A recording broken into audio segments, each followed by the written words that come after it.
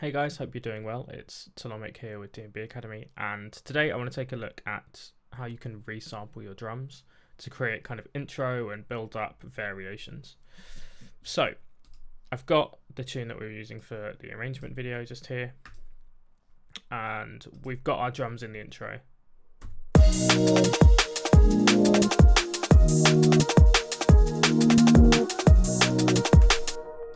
But let's see if we can edit them in any way. So we're just going to create a blank audio channel, select our drums as the input, hit record.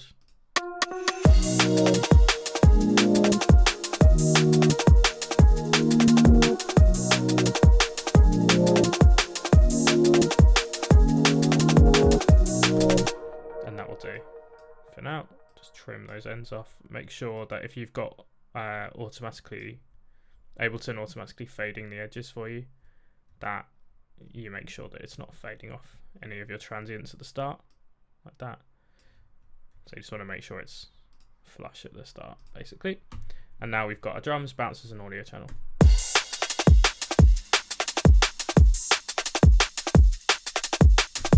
And this is where I start making any edits. So let's delete those first of all. We've got the fill there if we need it. Let's put it at the end.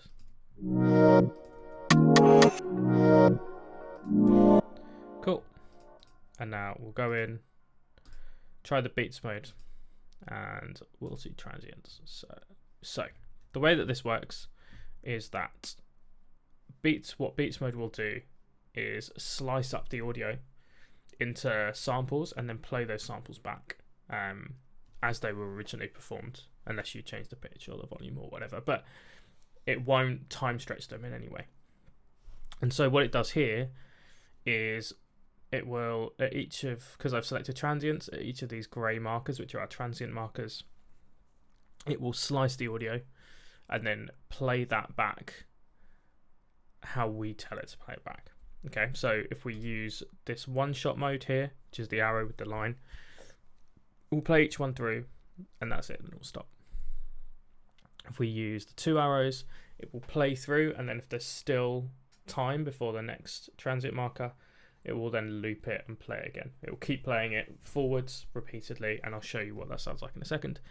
If we use the forwards and backwards arrows, it will play each sample forwards, and then if it runs out of time and needs to play it again, it will play it backwards the second time. So you get this kind of weird oscillating effect. So just to show you what that means in real time, if I double the tempo,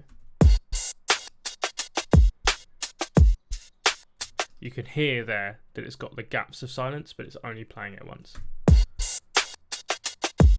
But you can hear that all the transients and everything are really precisely, they're exactly as they were. They've not been edited in any way. That's why beats is often used for drums, because it won't affect your transients. If I use this forward one, and if I use forwards and backwards, you can hear it on, particularly on the snare, you get that like weird whipping effect there. So, and you can also delete transient markers as well.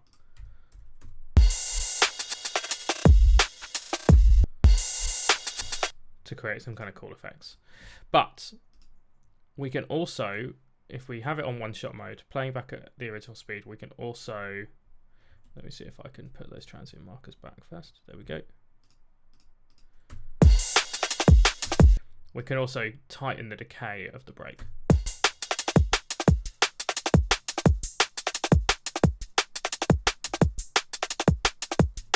Which I find is really handy for like intros and variations and things like that. So if we put that here, we get rid of the crash.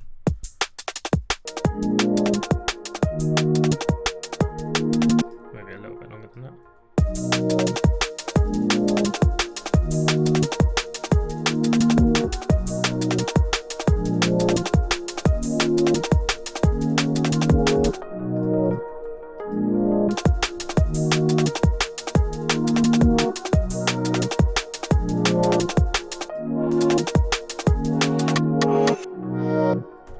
And we can then go in and maybe pitch this up a little bit.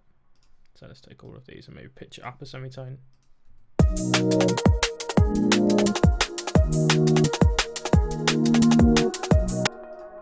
Add soothe.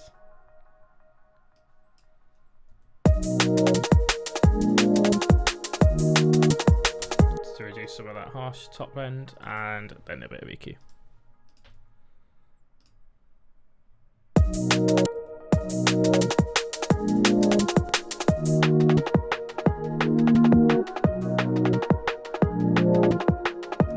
Even you can do like what a lot of the kind of techier guys do, and do a really short reverb.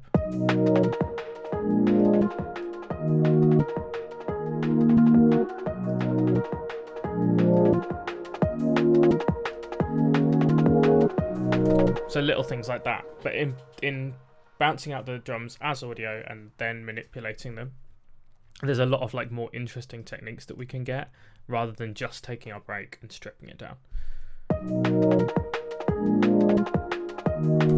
So there you go, nice and simple, bouncing out drums, using warp modes to edit them, and then adding any post-processing afterwards.